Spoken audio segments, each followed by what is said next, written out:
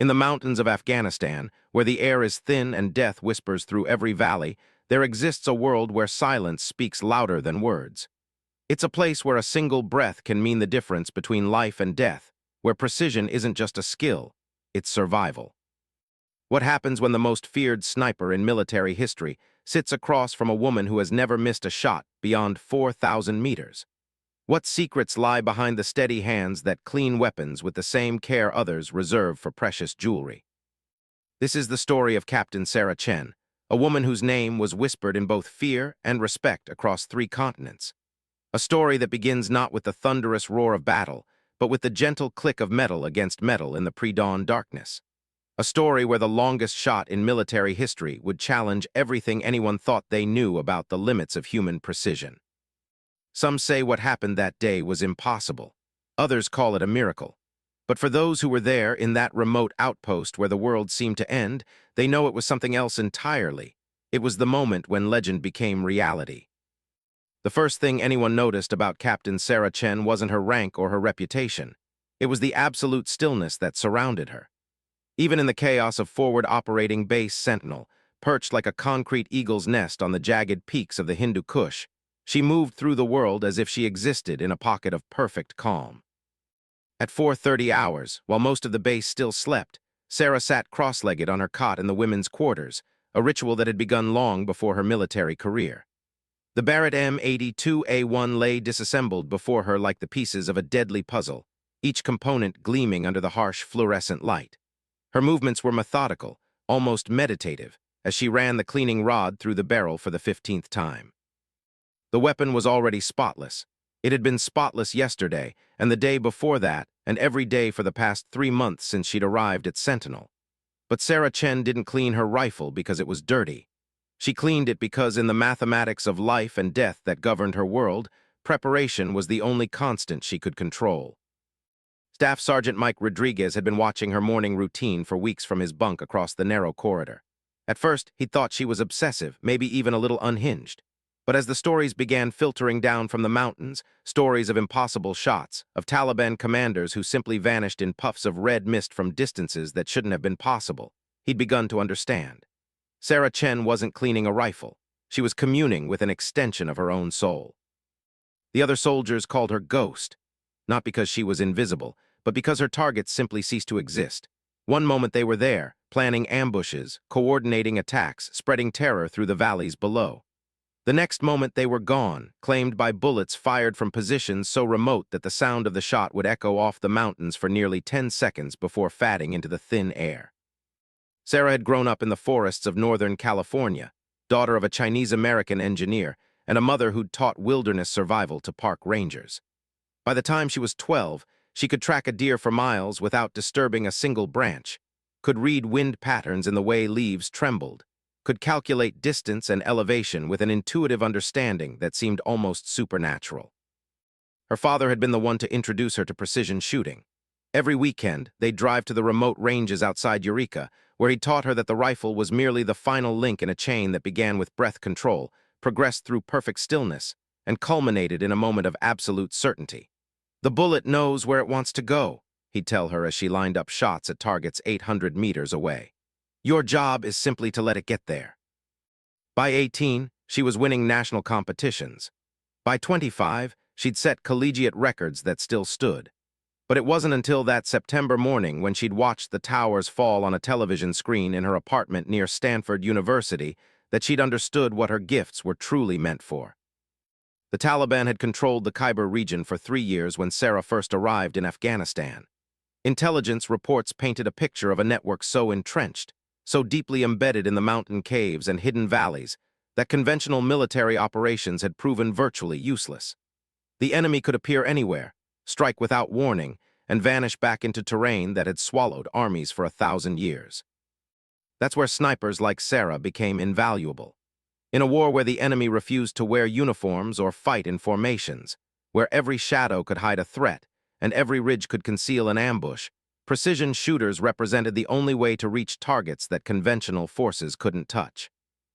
But Sarah was different from the other snipers. While her colleagues struggled with shots beyond 1,200 meters, limited by equipment and atmospheric conditions, Sarah had been consistently reaching out to ranges that defied conventional wisdom. Her longest confirmed kill had come at 2,847 meters, nearly 2 miles, a shot that had taken out a Taliban bomb maker who'd been terrorizing supply convoys for months. The morning that would change everything began like any other. Sarah completed her weapon maintenance ritual just as the base began stirring to life. The mess hall filled with the familiar sounds of soldiers grabbing coffee and complaining about the altitude, the cold, the interminable waiting that characterized mountain warfare. Outside, the peaks stretched endlessly in every direction, their snow-covered summits disappearing into clouds that seemed close enough to touch. Colonel James Harrison, the base commander, had been tracking Sarah's performance since her arrival. A career infantry officer who'd spent 2 tours in Iraq and understood the value of unconventional assets, he'd given her unprecedented freedom to choose her own missions and select her own targets. The results spoke for themselves. In 3 months, she'd eliminated 17 high-value targets, disrupted dozens of planned attacks, and single-handedly created a psychological effect that had Taliban fighters afraid to move during daylight hours. But Harrison also understood that Sarah was pushing boundaries that made his superiors nervous. Pentagon analysts struggled to believe the range and accuracy reports coming out of Sentinel. Shots at distances approaching 3 kilometers seemed impossible, even with the most advanced equipment available. There were whispers that the reports were exaggerated, that perhaps multiple shooters were involved, that the claimed precision was simply too good to be true. Sarah was aware of the skepticism. She'd read the after-action reports, seen the carefully worded language that suggested doubt without directly challenging her achievements. It didn't bother her particularly. She'd been dealing with disbelief her entire life, from shooting instructors who insisted that women couldn't handle heavy rifles, to military trainers who'd assumed her college records were flukes, to fellow soldiers who'd expected her to wash out during the brutal selection process for Army sniper school. What did bother her was the growing sense that she was approaching the absolute limits of what was possible with current technology and environmental conditions. Each successful shot at extreme range required perfect conditions: minimal wind, optimal humidity, precise temperature calculations, and atmospheric pressure readings that could change by the minute in the volatile mountain environment. She'd been lucky, she knew. Eventually, the laws of physics would assert themselves, and the distances she was attempting would prove simply too great for even perfect shooting to overcome. That's what made the morning intelligence briefing so intriguing. Major David Kim, the base intelligence officer, had spent the night analyzing drone footage from the Wakhan corridor, a narrow strip of territory that connected Afghanistan to China through some of the most remote and treacherous terrain on Earth. Hidden in a valley nearly 50 kilometers from the nearest road, satellite imagery had identified what appeared to be a major Taliban training facility. The facility was huge, perhaps 24 buildings scattered across a valley floor, with firing ranges, obstacle courses, and what looked like a communications center bristling with satellite dishes and antenna arrays. Intelligence estimated that anywhere from 200 to 300 fighters might be training there at any given time, preparing for attacks that could target civilian populations across the region. The problem was location. The facility was positioned in a natural bowl, surrounded by peaks that rose nearly 6,000 meters above sea level. Any conventional assault would require days of preparation, would be visible from dozens of kilometers away, and would give the enemy ample time to evacuate or destroy sensitive materials. Airstrikes were impossible due to the facility's proximity to the Chinese border and the diplomatic complications that would arise from any military action in such disputed territory. But satellite analysis had revealed something else: a ridgeline approximately 4 kilometers from the training facility that might offer a direct line of sight to the valley below. The ridge was accessible barely, through a route that would require a 2-day hike through terrain that would challenge even the most experienced mountain climbers.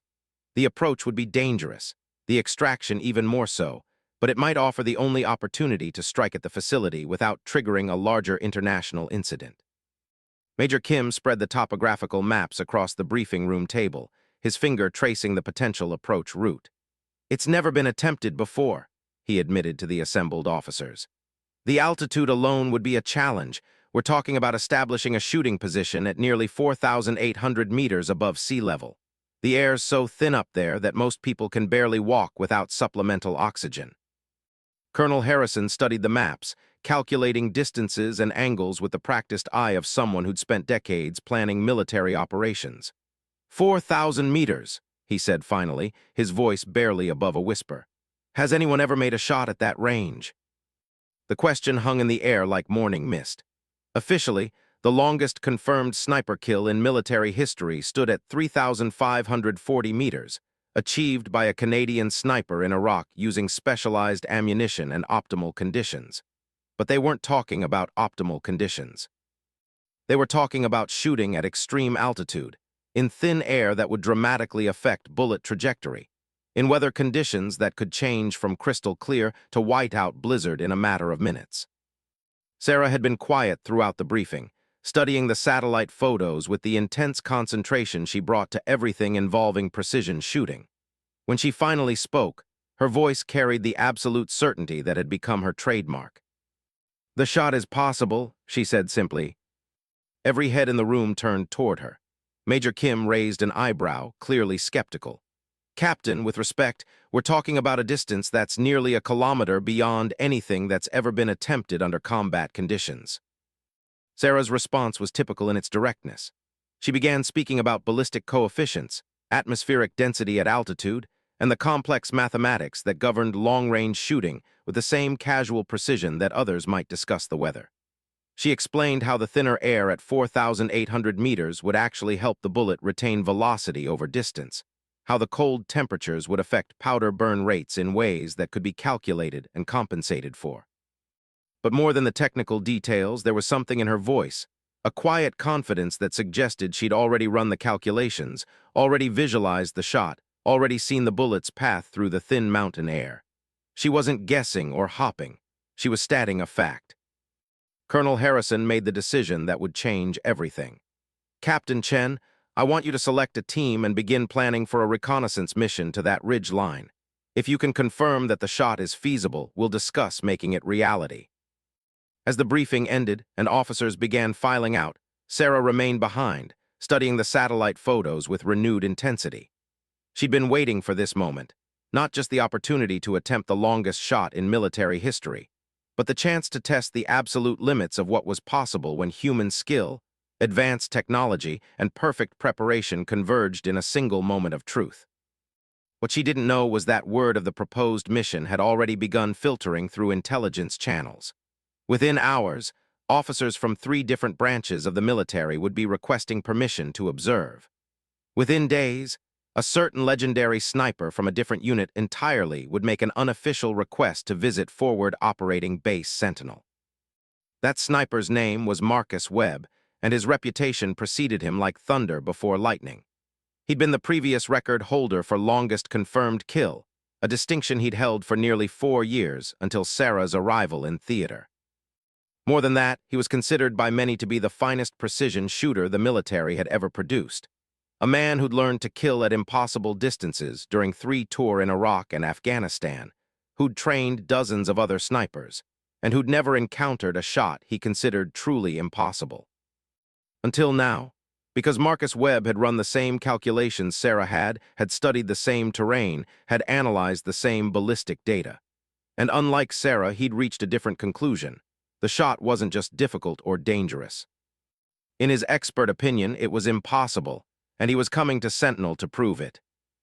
Master Sergeant Marcus Webb arrived at Forward Operating Base Sentinel 3 days after the intelligence briefing, traveling under orders that were deliberately vague and accompanied by credentials that opened doors without questions.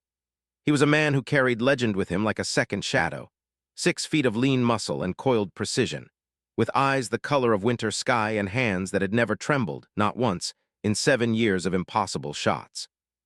Sarah first saw him during evening chow, recognizing him immediately despite having never met him in person.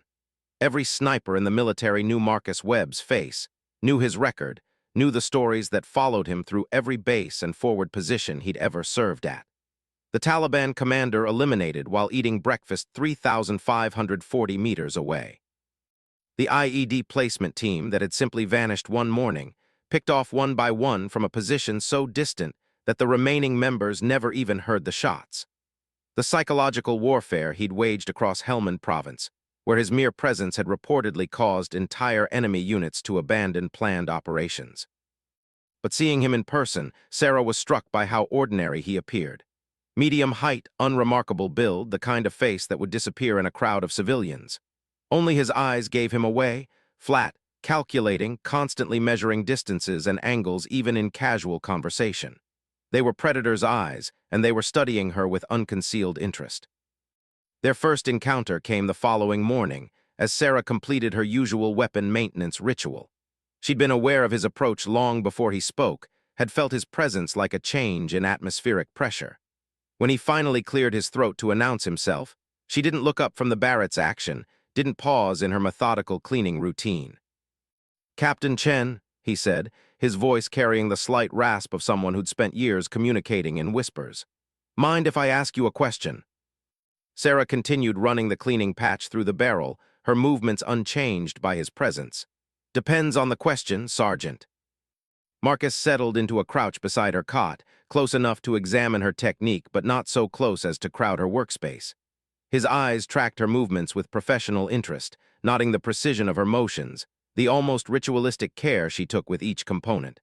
"I've been reading your after-action reports. Impressive shooting." It wasn't a question, but Sarah heard the implied inquiry beneath his words.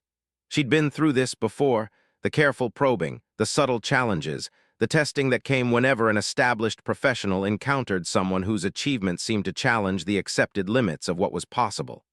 "Thank you," she replied simply. 2,847 meters, Marcus continued, settling back on his heels. "Hell of a shot. I'm curious about your windage calculations for that one. The valley drafts in that sector can be tricky." Now Sarah did pause in her cleaning, recognizing that this wasn't casual conversation. Marcus Webb was testing her, probing to see if her successes were based on luck, superior equipment, or genuine skill. She set down the cleaning rod and turned to face him directly. Southwest wind at 8 kilometers per hour, gusting to 12. But there was a thermal inversion at 1,200 meters that created a dead air pocket about halfway to the target. "I had to calculate for 3 different wind zones." Marcus nodded slowly, his expression unchanged, but his eyes sharpening with interest. The details she'd provided were exactly what a sniper would need to know for that particular shot, delivered with the casual precision of someone who'd internalized complex ballistic calculations until they became second nature. Temperature. -4 Celsius at the firing position, estimated +2 at the target elevation. I compensated for the temperature gradient across the shot path. Sarah resumed cleaning her rifle, but her attention remained focused on the conversation. The real challenge was the humidity differential. The air was much drier on the target side of the valley. For several minutes, Marcus continued his informal interrogation, asking increasingly technical questions about Sarah's various long-range engagements. He inquired about her ammunition selection, her scope adjustments, her breathing techniques, her procedures for calculating atmospheric pressure at different altitudes. Each question was answered with matter-of-fact precision that demonstrated not just theoretical knowledge but practical experience gained through hundreds of successful shots. What impressed Marcus most wasn't just her technical competence. He'd expected that, but her attitude toward the craft itself. She spoke about extreme range shooting the way a master craftsman might discuss woodworking or sculpture, with a deep understanding of how dozens of variables combine to create success or failure. She wasn't boasting about her achievements or defending her reputation. She was simply sharing professional knowledge with a colleague who would understand its significance. Finally, Marcus reached the question he'd really come to ask. "I hear you're planning something special, 4,000 meters plus if the rumors are accurate." Sarah's hands never paused in their work, but something shifted in her posture, a subtle straightening that suggested increased attention. "Word travels fast around here." "Word travels faster when it concerns something that's never been done before," Marcus replied. "I ran some preliminary calculations based on the terrain analysis. It's an interesting challenge." The understatement hung in the air between them. Both snipers understood that what Sarah was proposing went far beyond interesting. At 4,000 meters, they'd be operating in territory where the mathematical models that governed long-range shooting became increasingly unreliable, where tiny variations in atmospheric conditions could send a bullet hundreds of meters off course, where the curvature of the Earth itself became a factor in trajectory calculations. "I'd like to discuss some technical aspects with you," Marcus continued. Compare notes on the ballistic data, maybe review some of the atmospheric modeling, if you're willing. Sarah finally looked up from her rifle, meeting his gaze directly. In that moment, both snipers recognized something in each other, the shared understanding of professionals who'd pushed their craft to its absolute limits and found themselves standing at the edge of what human skill could achieve. "I'd appreciate that," she said. Over the following days, an unusual partnership developed between the two snipers. They spent hours hunched over topographical maps, calculating elevation angles and atmospheric density variations. They compared ammunition specifications, debated the merits of different scope configurations, and ran endless computer simulations modeling bullet performance at extreme altitude. Marcus had come to Sentinel expecting to find either an exaggerator whose claims wouldn't withstand scrutiny, or a lucky amateur who'd achieved impressive results through chance rather than skill. Instead, he found a professional whose technical knowledge exceeded his own in several areas, and whose practical achievements spoke for themselves. But he also found someone who was planning to attempt something that he genuinely believed was impossible. The ballistic data was unforgiving. At 4,000 meters, even the most advanced rifle ammunition would have shed nearly 80% of its initial velocity. The bullet would be barely supersonic by the time it reached the target area, vulnerable to even slight wind variations that would be undetectable at the firing position. The time of flight would exceed 8 seconds, during which dozens of environmental factors could influence the trajectory. More challenging still were the altitude effects. At nearly 5,000 meters above sea level, the atmospheric pressure would be roughly half that of sea level. While this would help preserve bullet velocity over distance, it would also dramatically affect the shooter's physiology. The human body simply wasn't designed to function optimally in such conditions. Oxygen saturation would drop, affecting fine motor control and mental acuity. Cold weather would stiffen muscles and slow reflexes. Even with proper acclimatization, the physiological challenges would be enormous. Yet despite these concerns, Marcus found himself drawn into the technical challenge of planning the impossible shot. Working with Sarah, he developed atmospheric models that accounted for temperature and pressure variations across the bullet's path. They calculated compensation factors for the Coriolis effect, the rotation of the Earth, which became significant at such extreme ranges. They researched the specific ballistic characteristics of various match-grade ammunition types, seeking projectiles that would retain stability at the outer limits of supersonic flight. Most importantly, they planned the logistical aspects of reaching the proposed shooting position. The ridge line that would provide line of sight to the Taliban training facility was accessible only through a route that would challenge even experienced mountaineers.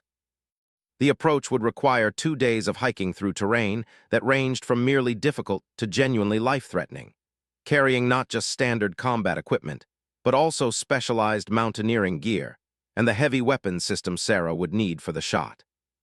Weather would be a critical factor. The Hindu Kush was notorious for sudden storms that could drop visibility to zero and create wind conditions that would make precision shooting impossible. They would need perfect conditions, clear skies, minimal wind, stable atmospheric pressure, and such conditions might last only a few hours before changing. As their planning sessions continued, other personnel began gravitating toward their work. Major Kim provided updated intelligence on the target facility, including detailed analysis of guard rotations and activity patterns.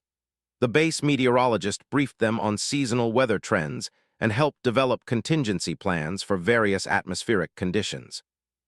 Even Colonel Harrison took an active interest, recognizing that what they were planning could represent a significant tactical innovation if successful. But it was during one of their late-night planning sessions that Marcus finally voiced his real concern. They'd been working for nearly 6 hours, refining trajectory calculations and discussing equipment modifications, when he set down his calculator and looked directly at Sarah. "I need to ask you something, and I need an honest answer," he said. "Do you genuinely believe this shot is possible, or are you trying to prove something?" Sarah had been expecting this question for days. She set down the ballistic chart she'd been studying and considered her response carefully. "When I was 12, she said finally, "my father took me hunting in the Sierra Nevada. We'd been tracking a buck for most of the day, and when we finally caught up to it, the only shot available was across a canyon, range about 600 meters. My father said it was too far, too risky, that we should find another opportunity." She paused, lost in the memory. But I could see the shot.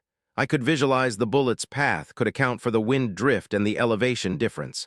I knew with absolute certainty that I could make that shot, so I took it. Marcus waited for her to continue, and... Clean kill, one shot. Sarah met his gaze directly. That's what this is like. When I look at the satellite photos, when I study the terrain analysis and run the ballistic calculations, I can see the shot. I know it's possible because I can visualize every aspect of its execution. But the variables can be calculated and compensated for, Sarah interrupted. Yes, it's challenging. Yes, it's at the absolute limit of what's technically feasible, but it's not impossible. The physics work. The mathematics work. The only question is whether the execution can be precise enough to overcome the margins of error.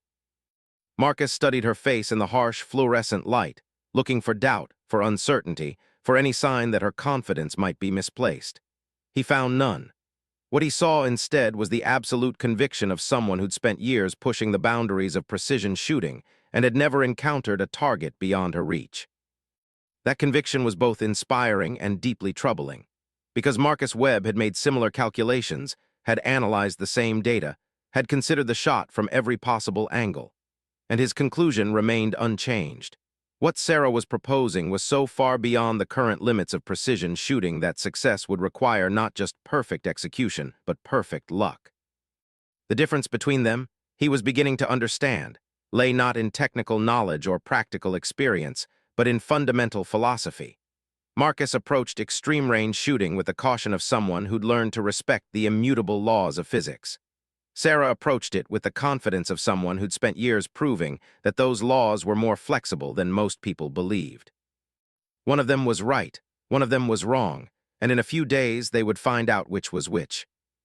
Because Colonel Harrison had approved the mission, Sarah would have her chance to attempt the impossible shot, and Marcus had volunteered to accompany her as spotter and backup shooter.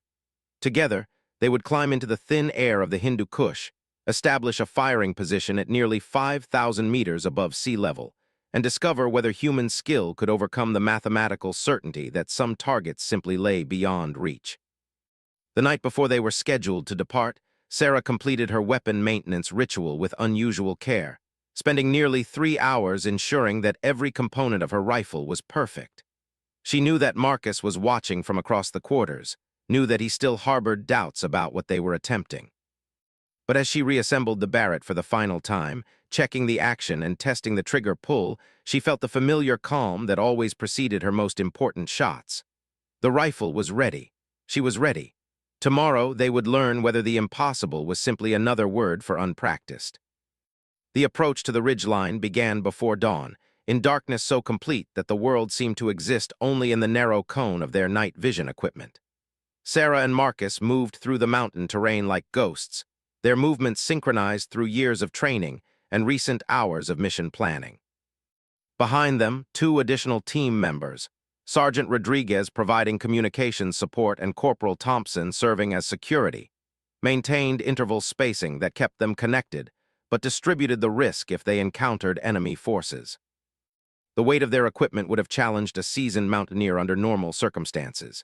Beyond their standard combat gear, they carried specialized cold-weather clothing, high-altitude climbing equipment, emergency oxygen supplies, and the substantial weight of Sarah's precision rifle system. The Barrett M82A1, with its scope, bipod, and 200 rounds of match-grade ammunition, added nearly 30 pounds to her load. At sea level, it would have been manageable. At altitude, with oxygen levels dropping steadily as they climbed, every ounce became a burden that had to be balanced against mission requirements. Marcus had insisted on carrying the spotting scope and ballistic computer, equipment that would be crucial for the shot attempt, but which added another 15 pounds to his already substantial pack. As they climbed through the pre-dawn darkness, he found himself questioning the wisdom of attempting such a technically demanding mission under such physically challenging conditions. Every breath required conscious effort. Every step demanded careful placement on terrain that shifted unpredictably beneath their feet. But Sarah seemed unaffected by the conditions. She maintained a steady pace that ate up distance without appearing to strain her cardiovascular system, stopping frequently to check their route against GPS coordinates, but never showing signs of the altitude sickness that was beginning to affect the other team members. Her adaptation to the thin air was so complete that Marcus began to wonder if her years of training at high-altitude ranges in California had prepared her for conditions that would challenge most soldiers. By mid-morning, they'd reached the first major waypoint, a shelf of rock at 3,800 meters elevation that provided their last opportunity for extended rest before the final approach to the ridgeline. The view was spectacular and terrifying, stretching across dozens of kilometers of peaks that rose like frozen waves toward the border with China. Somewhere in the distance, invisible behind intervening ridges, lay their target, the Taliban training facility that intelligence had identified as a critical node in the terrorist network. During their rest break, Marcus set up the communications equipment and established contact with forward operating base Sentinel. The weather report was mixed, clear skies and minimal wind at their current elevation, but a high-pressure system approaching from the west that could bring afternoon storms. They would have perhaps 4 hours of optimal conditions once they reached the shooting position, maybe 6 if the weather held. More importantly, overhead surveillance had confirmed that the target facility was showing normal activity levels. Thermal imaging indicated approximately 200 individuals present, with concentrations suggesting ongoing training exercises in the valley below. The high-value targets that made the mission worthwhile, senior commanders, foreign fighters, technical specialists, would likely be present for several more hours before dispersing to other locations. The final approach to the ridgeline required 3 hours of technical climbing that pushed all team members to their physical limits. The route Sarah had identified from satellite imagery proved even more challenging in reality, requiring several sections where they were forced to rope together and move one person at a time across exposure that would be fatal if anyone lost their footing. Marcus found himself reconsidering his assessment of Sarah's mental state as he watched her navigate the most dangerous sections of the climb. Far from the reckless overconfidence he'd initially suspected, her approach to the technical challenges was methodical and conservative. She tested every handhold, evaluated every route option, and made decisions based on careful assessment of risk versus benefit. She was taking the mission seriously in every respect except one. She still believed the shot was possible. They reached the designated firing position at 13:47 hours, establishing themselves on a narrow ledge that provided clear line of sight across the valley to their target area. The elevation gain had been punishing. They were now at 4,847 meters above sea level, breathing air that contained less than half the oxygen available at sea level. Even with proper acclimatization, the physiological effects were substantial. Heart rates remained elevated, fine motor control was degraded, and cognitive function was noticeably impaired. But the position itself was nearly perfect for their purposes. The ledge was large enough to accommodate both the rifle and spotting equipment, with natural windbreaks that would minimize environmental interference. More importantly, the range to the target facility was exactly what their planning had predicted: 4,127 meters, measured by laser rangefinder and confirmed by GPS triangulation. Sarah began her shooting preparation with the same methodical approach she demonstrated during her morning weapon maintenance rituals. She assembled the rifle with movements so familiar they'd become automatic, then began the complex process of establishing a stable firing position. The bipod was extended and adjusted until the weapon was perfectly level. Sandbags were positioned to eliminate any possibility of movement, and the scope was carefully aligned with the target area. Marcus set up the spotting scope at a position that would allow him to observe both Sarah's position and the target area simultaneously. Through the powerful optics, the Taliban training facility resolved into sharp detail. He could see individual buildings, vehicles, even personnel moving between structures. The distance was surreal. They were close enough to watch their enemies' daily routines, yet far enough away that those same enemies would never suspect they were being observed. The ballistic calculations they'd rehearsed during planning now took on crucial importance. Sarah consulted her data cards, cross-referencing atmospheric pressure readings, temperature measurements, and wind speed assessments with the theoretical models they'd developed. The conditions were as close to ideal as they could reasonably expect. Temperature at -8°C, atmospheric pressure reading 554 millibars, wind speed less than 5 kilometers per hour with no detectable crosswind component. But even under ideal conditions, the shot represented a massive technical challenge. At 4,127 meters, the bullet would require 8.7 seconds to reach the target area. During that time, it would drop nearly 40 meters due to gravitational effects, drift several meters due to Coriolis forces, and slow from its initial velocity of 854 meters per second to barely 250 meters per second by the time it reached the target zone. Sarah spent 20 minutes fine-tuning her scope settings, making minute adjustments based on the environmental data, and consulting the ballistic computer for trajectory predictions. Her movements were deliberate but unhurried, suggesting confidence in her preparation rather than anxiety about the outcome. When she finally settled into her final shooting position, Marcus noticed that her breathing had steadied into the deep, regular pattern of someone entering the zone of absolute concentration. Through the spotting scope, Marcus identified their primary target, a figure in traditional Afghan dress who'd been moving between buildings in what appeared to be a supervisory capacity. Intelligence analysis suggested this individual was likely a senior commander, someone whose elimination would significantly disrupt the facility's training operations. The target was currently stationary, standing outside what appeared to be the facility's main administrative building. "Target acquired," Marcus announced quietly into his microphone. "Range 4,127 meters, bearing 47 degrees. Individual in dark robes, northeast corner of the main building." Sarah's rifle swung smoothly toward the designated target area, the scope crosshairs settling onto a figure so distant it appeared as little more than a speck against the valley floor. At this distance, through the magnification of her scope, she could see enough detail to confirm the target, but not enough to make out individual features. It was like looking at photographs through a microscope, technically detailed but somehow abstract, removed from the human reality of what she was attempting. "I have the target," she confirmed, her voice carrying none of the strain that Marcus could hear in his own breathing. "Atmospheric conditions are stable, wind speed negligible. I'm ready to engage." This was the moment that would define everything, not just the mission, not just their careers, but the future of long-range precision shooting itself. If Sarah succeeded, she would establish a new benchmark for what was possible when human skill combined with advanced technology and perfect conditions. If she failed, it would confirm the mathematical reality that some targets simply lay beyond human reach. Marcus found himself holding his breath as he watched Sarah settle into her final preparations. Her finger found the trigger, taking up the slack with pressure so light it wouldn't register on the most sensitive measuring device. Her breathing slowed to the point where her chest barely moved, her body achieving the absolute stillness that was prerequisite for extreme-range shooting. And then, in the crystalline air of the Hindu Kush, at an altitude where eagles struggled to fly and humans gasped for every breath, Sarah Chen did something that would redefine the possibilities of human precision forever. The rifle fired with a sound that seemed impossibly loud in the thin air, the muzzle blast echoing off surrounding peaks in a rolling thunder that would continue for nearly 15 seconds. The .50 caliber bullet departed the barrel at 854 meters per second, beginning a journey that would test every aspect of ballistic science and human calculation.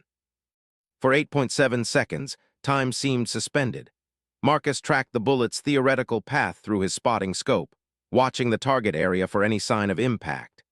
Sarah remained motionless in her firing position, her rifle still trained on the distant valley as if she could will the bullet to its destination through sheer concentration. When the impact came, it was visible even at extreme range, a brief puff of dust and debris that marked the moment when theory became reality. Through the spotting scope, Marcus watched the distant figure crumple and fall, confirming what the ballistic computer had predicted, but what experience had suggested was impossible. Sarah Chen had just made the longest confirmed sniper shot in military history, reaching out across more than 4 kilometers of mountain air to eliminate a target that existed at the very edge of human perception. But more than that, she'd done something that Marcus had believed impossible. She'd pushed the boundaries of physics to their absolute limit and emerged successful. The confirmation came through their communications system 30 minutes later, as overhead surveillance assets confirmed the target's elimination and reported significant disruption to activity at the training facility. Enemy personnel were evacuating the compound, abandoning training exercises, and scattering into the surrounding mountains in response to an attack that had come from an impossible distance. As they prepared to begin their withdrawal from the ridgeline, Marcus found himself reassessing everything he thought he knew about the limits of precision shooting. Sarah had proven that with sufficient skill, perfect preparation, and ideal conditions, the impossible could become merely improbable. But perhaps more importantly, she'd proven something about the nature of human potential itself. In a world where technology increasingly defined the boundaries of what was achievable, she demonstrated that individual skill and determination could still push beyond those boundaries, could still achieve things that existed only in the realm of theoretical possibility. The descent from the ridgeline would take another 2 days, followed by extensive debriefings and after-action reports that would eventually reach the highest levels of military command. Sarah's achievement would be studied, analyzed, and eventually incorporated into new training programs for precision shooters worldwide. But for now, as they carefully packed their equipment and prepared to leave the thin air of the Hindu Kush, there was only the quiet satisfaction of a mission completed successfully and boundaries redefined forever. Sarah cleaned her rifle one final time before packing it away, her movements carrying the same methodical precision they always had. The only difference was that now, when she reassembled the weapon, she was handling the instrument that had just rewritten the rules of what human beings could achieve when skill, technology, and absolute determination converged in a single perfect moment of precision.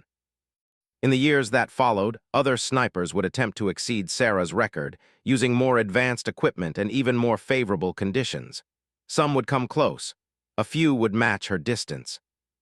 But none would capture the pure impossibility of what she'd accomplished that day. The moment when a woman who cleaned her weapons in silence proved that the word, impossible, was simply another barrier waiting to be overcome.